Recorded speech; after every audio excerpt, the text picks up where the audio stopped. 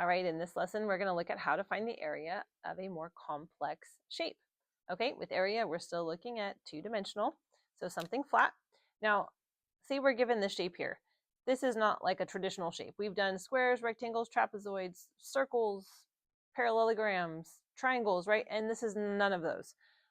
So here's what we're going to do. How we're going to do it is we're going to first separate the complex figure into simple shapes you have a formula for. So we're going to be looking to divide it so that we end up with a rectangle or a square or a triangle or a trapezoid or a parallelogram or something that we have a formula for, or even a circle. Next, we're going to find the area of each simple shape. Okay, and then we're going to add all the areas together to get the total. Now, there is an exception to a type of problem. Sometimes we actually need to subtract instead of add, and that is if we're given a shape like this square, and it's asking us to find the area of the red because the middle is a hole. So we'd actually find the area of the square and minus off the area of the circle. So that is a different style of problem, okay? Now, when we separate into simple shapes, we want to separate into the fewest number of shapes possible. We want to either have, I can draw my line across this way, or I can draw it down this way. It really doesn't matter which way I do. Okay, I'm going to go ahead and draw it this way. And now I've got two rectangles. I can find the area of a rectangle, right? So this rectangle here is going to be 30 times by 10. The area is a length times width, right? That equals 30 times 10, which equals 300 yards squared. This one here is also 30 by 10. Area equals length times width, which is 30 by 10, which I'm going to continue here, which is also 300 yards squared. Okay, so I've done 1 and 2. The last part is I'm going to add them together. Well, the total area is going to be 300 plus 300, which is 600, and the units are yards squared. Okay, this is a pretty simple shape to divide up, but that's basically the formula that we're using. All right, let's look at 3 more complex shapes. This first one, let's see, where could we divide it? Well, it looks like a pretty big square here, 10 foot by 10 foot. I see the hash marks, so let's go ahead and divide it across the top. We've got, right, this is my square. Is area equals right side squared, which on my side is 10, so I'm going to have 10 squared. That just is 10 times 10, which is 100, and I've got feet squared. Oopsie, my paper caught on me. Okay, now for the top bit here, I'm going to bring it down. It is it is a rectangle. It looks like the length is 8, so length times width, and it's going to be 8, and my width is 4. So that is 32, and it's feet squared.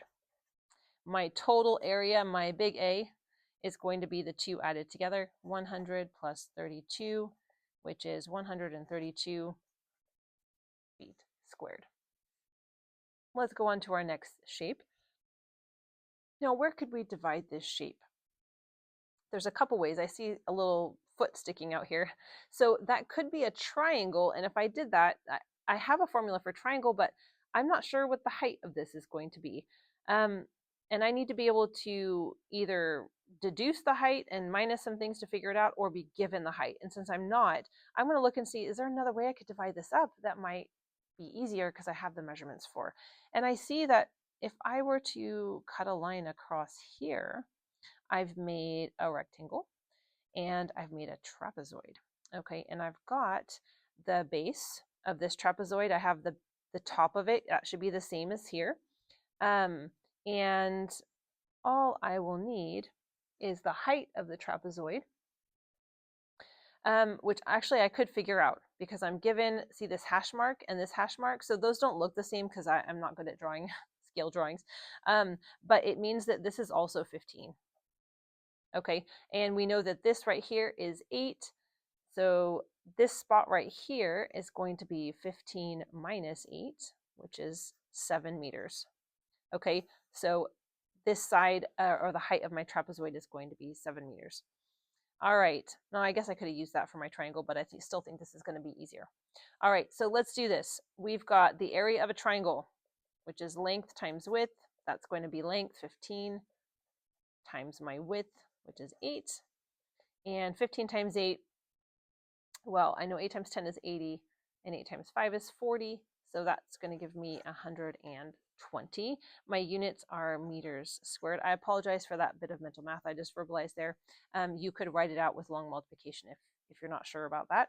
Okay, now I need the area of my trapezoid. So this is going to be A equals 1/2 times the height times base 1 plus base 2. All right, let's plug it in. 1/2, my height we said was 7, right? So let's put a 7. Now base 1, that's going to be the top of my trapezoid, is 15. I'm going to write this as B1, this is B2, and that's going to be H. So I have 15 plus 27. All right, remember order of operation, we always do what's inside the parentheses and get one number there before we can start to multiply. So I have 1/2 times 7, 15 plus 27. That's going to be 42. All right, and then I have this 1/2. I like to get rid of the 1/2 if I can by multiplying by one of these numbers, because my multiplication, again, can be done in any order, which is, I think, is super cool. So I'm going to look for something even. 7 is not even, it's odd. 42 is even. So that means I can get rid of this fraction by dividing the 42 by 2. 42 divided by 2 is 21. So what's left is 7 times 21. Okay, I know 7 times 2 is 14, so that would be 140, and then 7 times 1 is 7, so that will give me 147. Again, I apologize, I'm doing some mental math here, but you could write it out if you need to see it. Okay, and my units are meters squared. Now for my big area, this is what I'm after here. I'm going to add them together. 120 plus 147. I didn't really need to put units yet, but there you go. Okay, and that is going to be 7 plus 6, 2, and meters squared. So the area of this complex figure is 267 meters squared. Okay, so as I mentioned at the beginning, sometimes instead of adding all the areas together, we actually have to subtract them. So let's do that example. We have a square indicated by the single hash, which means all sides are the same regardless of what my picture looks like. All right, and this circle in the middle, which I've colored red, is a hole. And we want the area of this white space here. So that will be the area of my square minus the area of my circle. And hopefully I have enough space on my paper to do all those things. So let's first do the area of my square. Area equals side squared. My side here is 9, so that's going to be 9 squared, which is 81. My units are inches squared. The area of my circle is going to be pi r squared. If you're not sure about how to do a circle, have a look at that area of a circle video, which I have, or check out someone else's video. Either is fine. All right, so in order to use our formula, we have to identify what is r, right? We know pi, but we need r. Well, r is the radius, and that goes halfway, and that is exactly what we're given. So we don't have to do any extra work here. R is just 4.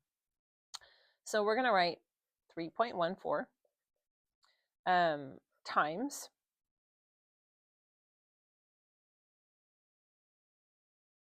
4 squared, which, okay, so now we've got to do the exponents first, according to our order of operation, before we can do anything else. So that's going to be 3.14 times 16. All right, let's do it. I was hoping not to do long multiplication, but I wrote down the wrong number. Okay, 4 times 6 is 24. Carry the 2. 6 times 1 is 6, plus 2 is 8. 6 times 3 is 18. 0. Ooh, this is easy. 4, 1, and 3. Let's add 4, 2, 1. That's 10, 3, 4, 5. Okay, I've got my numbers. I just need to do my decimal. So this number has 2 decimal places. This has 0. So my final answer should have 2 decimals. I start on the right every time. Okay, and I end up with 50.24 inches squared. So I'm almost there, right? I've got my 2 areas. Now, because I have a square and I want to cut out the circle, I have to do subtraction. So it's going to be 81 minus the area of my circle. So I'm going to do some stacked. I'm sorry, it's getting a little messy over here, but I'm going to have to stack it up.